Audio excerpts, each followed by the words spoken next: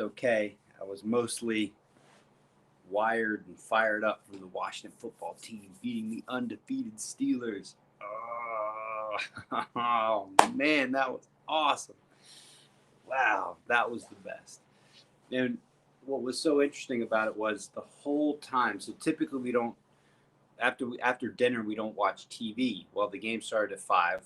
We had dinner during halftime, and so the rest of the game was on after dinner. So my two daughters um, were just nuts. I mean, absolutely nuts. They were fighting, they were kicking, they were punching, and each time I kept kind of corralling them, engaging with them, and settling them. And what would happen right before, so I'm watching the game, right? I'm trying to watch the game. They'd start going crazy, and I'd start to feel inside of me this urge to like dominate the moment, fix it, make sure that they're settled. And each time I felt that, I pacified it. Like I noticed it first, and then I pacified it. I used mantra, um, which is what I've described before. I mostly used mantra. It was less of a physical tool than it was a tool to work with my mind. Because what would happen is my mind would kind of go into places where the game was going. So the game is going to a down place for the football team and an up place for the Steelers. So my energy would kind of dip, and I'd kind of become fearful and worried.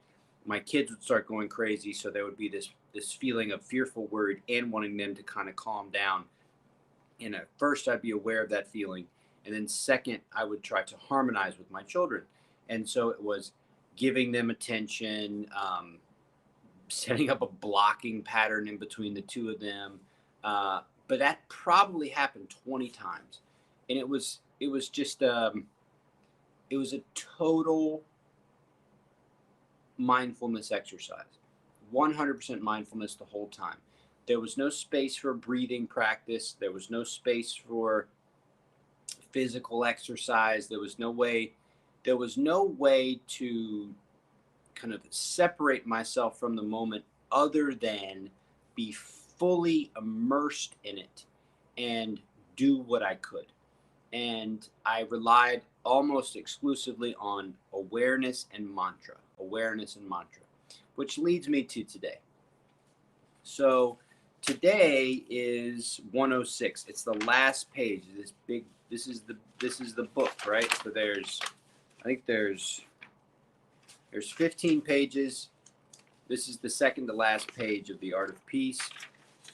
We've gone through 105 of these, have not missed a single day, not one day.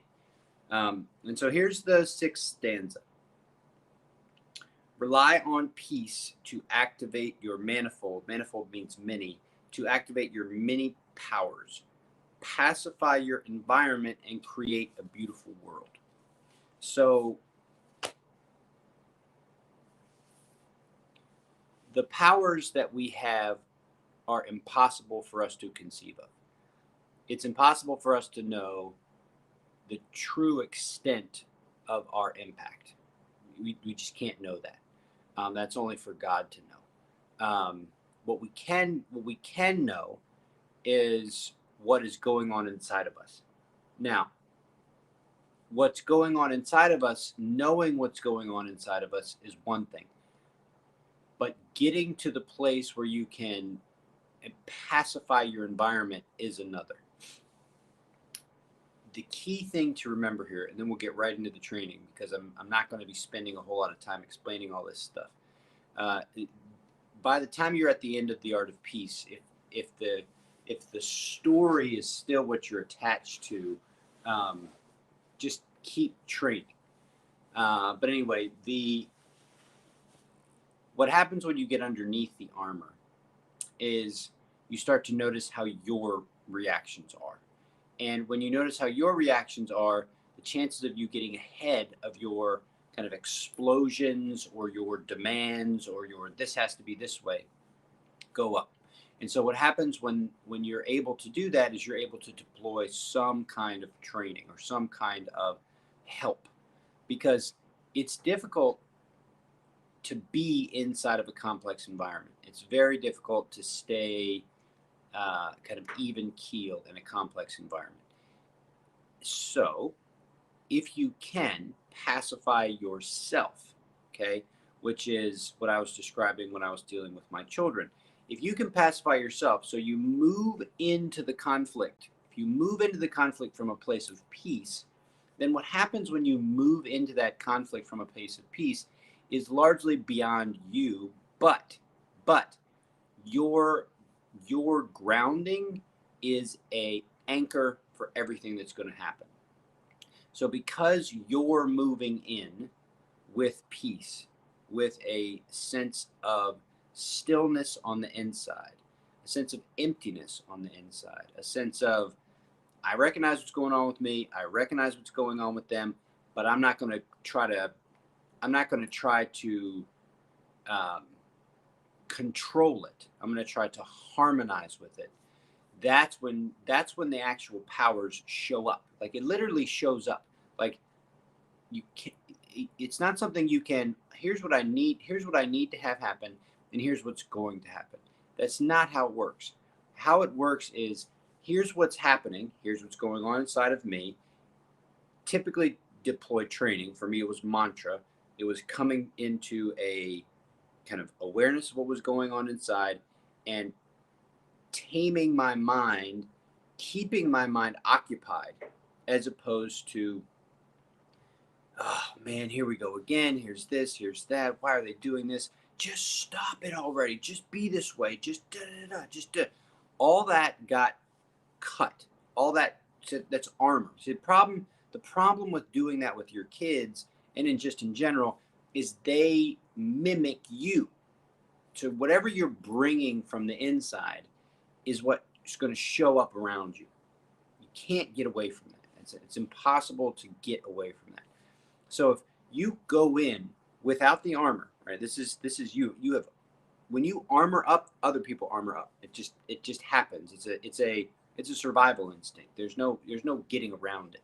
So if you go in with peace and you're interacting with the complexity, what happens inside these moments, especially if they're complex, which typically they are, is you go into kind of a flow, right? There's a literal flow that you go into.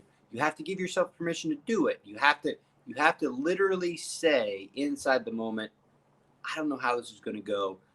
My hope is for harmony. I don't know how it's going to go. And go in. And then you can't anticipate what's going to happen, because just think of the scenario.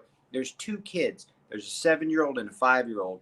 They're all fired up because they see how excited you are. They're running around like crazy. They're having a great time. And you have to interact with them in such a way that doesn't hurt them, right? It doesn't like make them upset, but that creates some kind of harmony or some kind of spaciousness. And sometimes they're going to be crying. Sometimes there's this. So you can't go in there saying, here's what's going to happen. Like, this is going to be first step and second step, and this is what I'm going to say.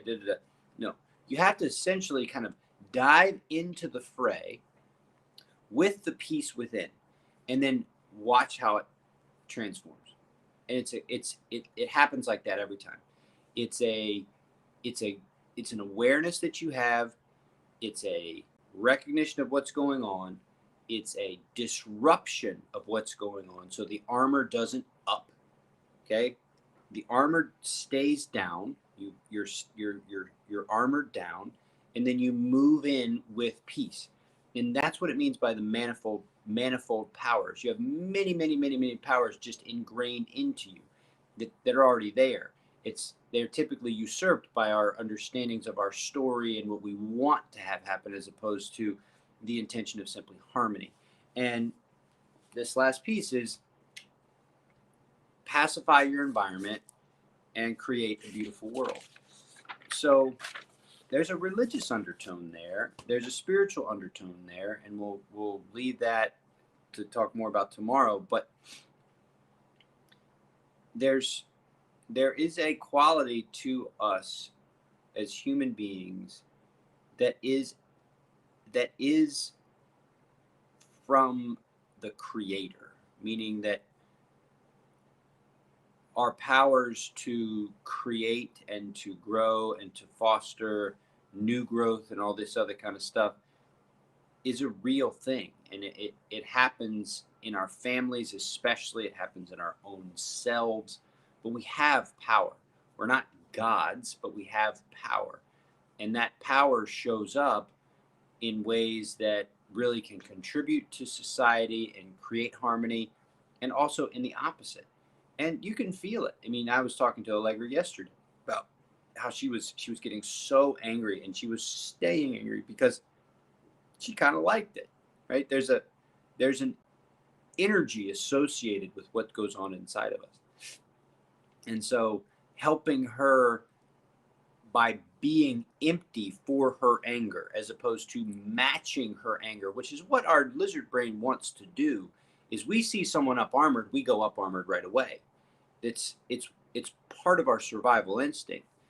But just imagine what it does to a complex central nervous system to be as spun up as possible and have your father, who can totally control you, have your father be empty to it, be absolutely empty to it. It's like knives coming at you, and you're empty, so the knives just shoot right through you, right?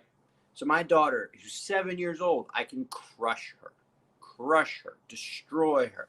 Well, she's all mad. And she's like, well, Liliana, and she's shooting daggers, boom, boom, boom, boom, boom, and they're just flying past me.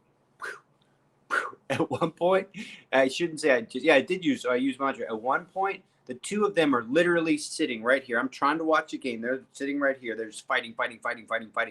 And I'm just going, it's okay. I'm kind of moving their hands. And then I literally started going, oh. I started oming into them. Well, wouldn't you know it? And this is, I mean, it's partly us, but it's also beyond us. Wouldn't you know it, that by the fourth quarter, in the last couple minutes, when it was all like on the line, and Alex Smith of the Washington football team has to drive the team down and respond. We tied the game, and now we've got to drive down the field, kick a field goal, and when everything needs to happen in order to win, all of a sudden my wife calls from upstairs, okay, girls, it's time for bed. And then all of this craziness just goes into the other room, and the children are in bed in about 20 minutes. And it was just, I got to watch the last parts of the game where we got an interception, where we beat the best team in the league. Oh man, it was the greatest. Ugh. Gratitude. Fourth bell is gratitude for me the whole way through. Okay, let's train, and I'm going to do the same kind of pattern I did yesterday, which is I'm not going to really explain mindfulness. I'm going to mostly articulate kind of what's going on for me. If that's helpful for you. I know a lot of people don't quite get what meditation is or how it works for the meditator. So I'm gonna just articulate what's going on for me. So you can listen and kind of get a kind of a view of what meditation looks like for me, or you can kind of stop paying attention to me and do your own kind of thing, which I highly encourage you. Don't pay attention to me and work on your own practice, and let me just be the framework. So with that, I'll just kind of talk you through what I'm doing. So the first thing is, again, I've got my right ankle, so that's a cue that I've got to pay attention to. So certain aspects of how I'm going to sit are a little bit disrupted because of this ankle being a little bit twisted up. So I'm going to just adjust there. When it comes to my kind of hips and back, I'm looking for comfort there. Just taking the extra moments to be comfortable. Always do that. Take the extra time to get a little bit more comfortable. Don't waste that opportunity. It's never a bad thing to take the time to just create a little bit more ease. Okay? So once you've got that, Here comes first bell.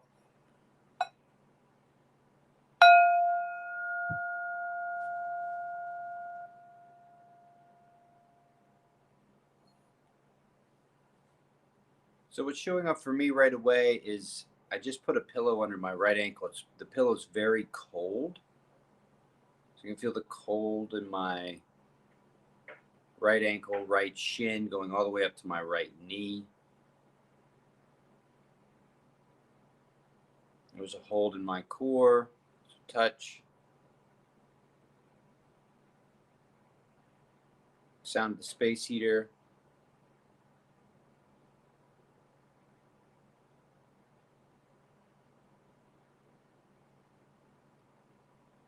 Temperature related again, there's different temperatures on my body on the outer edges away from the heater is cold. Can feel that pull. Mind is quiet. So quiet. Oh, there's a little layer of song in my head a little bit. A little bit of smell.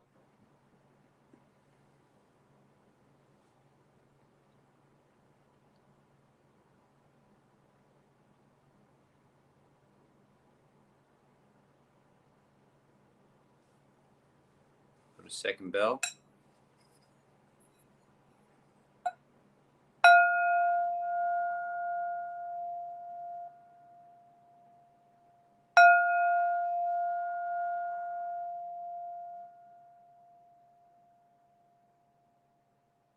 Just paying attention to the bell kind of as it fades, noticing the temperature and coldness on the bell.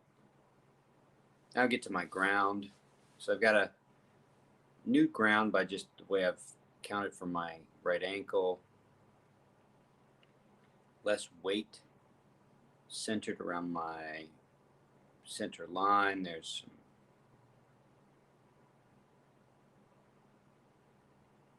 ground feels very solid.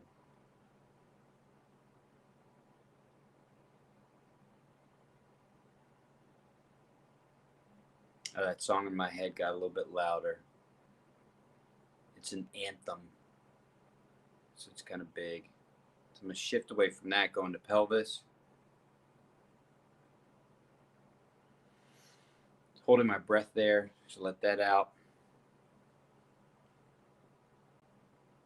Core feels upright, stable. Tap into shoulder blades. That sent me straight to jaw. I'm going to come back to shoulder blades.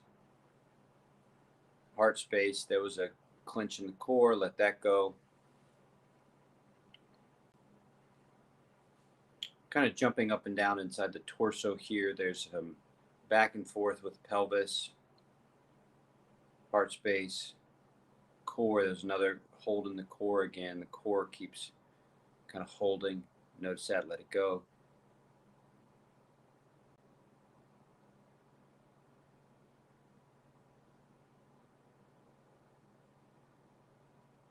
Throat space. There's a yawn. Let that out. Wetness in mouth. Come to the top of the head, top of the spine. Whole column feels very, very stable, quiet.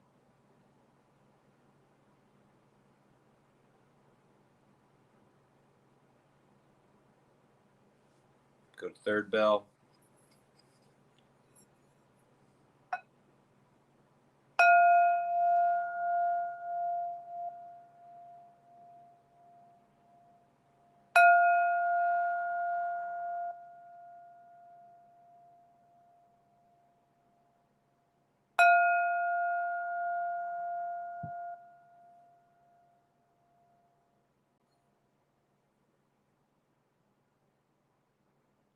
Check baseline. Let's max it out.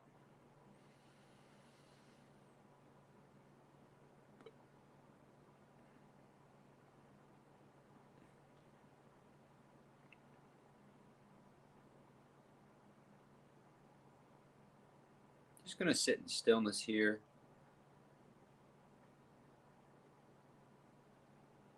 Breath is quiet. Mind is quiet.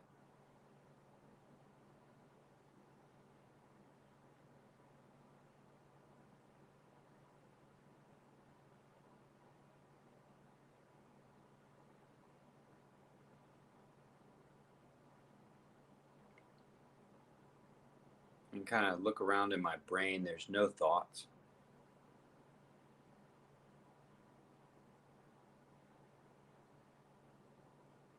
Mostly what's showing up as I breathe is the temperature difference. The front left of my body is getting the heat from the space heater. The rest of my body, the outside right, outside back, even outside left, I can feel the cold. I can feel the cold.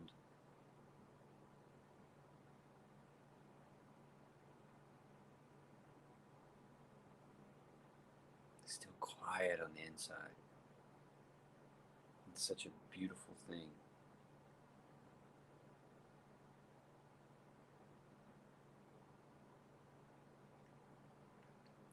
That song is quiet. It's in the bottom quadrant of my mind.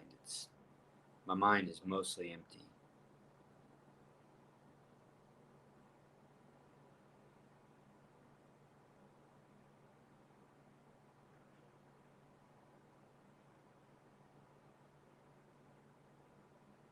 I just heard a sound of the door, but it was mostly just like a little shift. But the first thing I heard from the sound was, the first thing that popped into my mind from the sound was my wife. I have to wake her up, so I was aware of that. That's gone.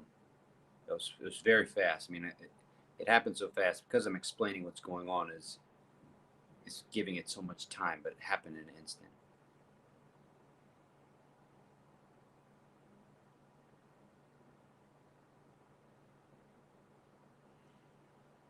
Nice big round of breath. You can feel the body kind of move a little bit. The muscles pop a little bit. When I felt my back move a little bit, I got an image of a masseuse. Got excited about the future without the pandemic.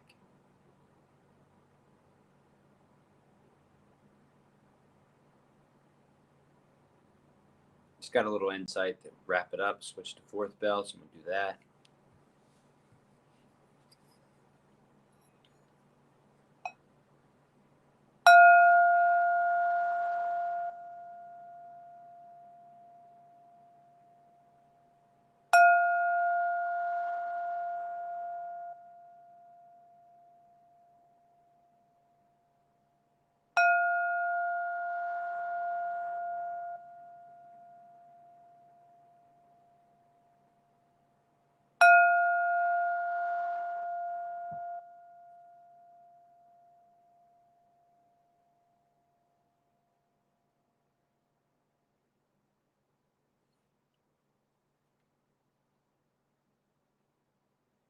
As I was finishing up the bells, I realized that I didn't do something that I wanted to do in the beginning, which distracted me and then projected me into the future that I want to do the thing in the end. And then I forgot how many bells I did. So just a little example of what happens when your focus jumps around. So now I'm going to put my hands in front of my heart and I'm going to go into my gratitude practice. So the idea is that there is goodwill in me that can be sent out.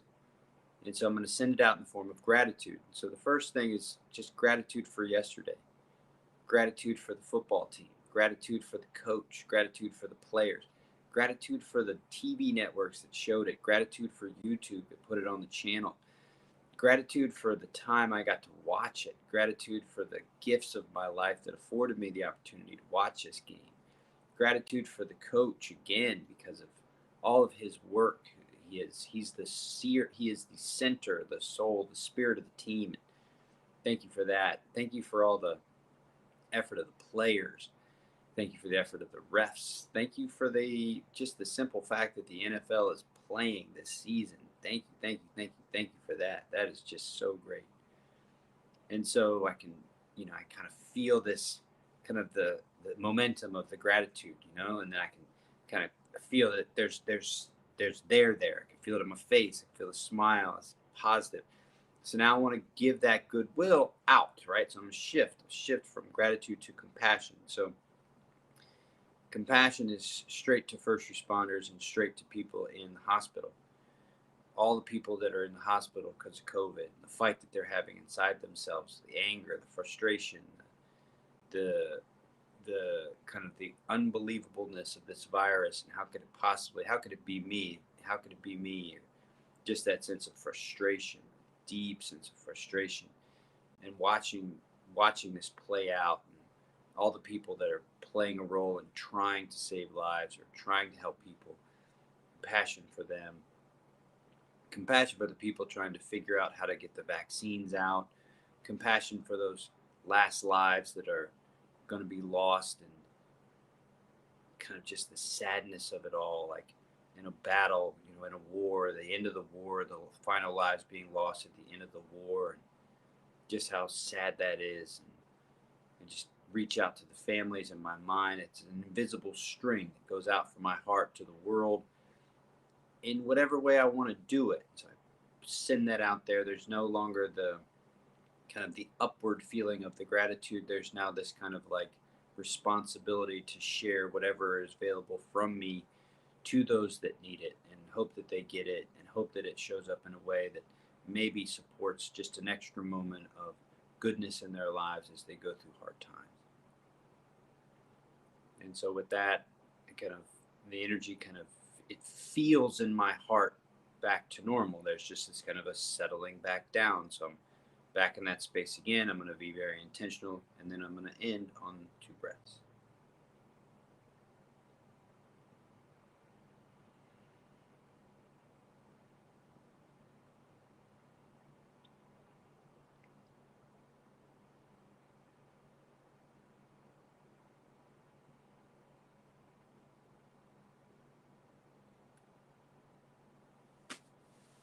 All right.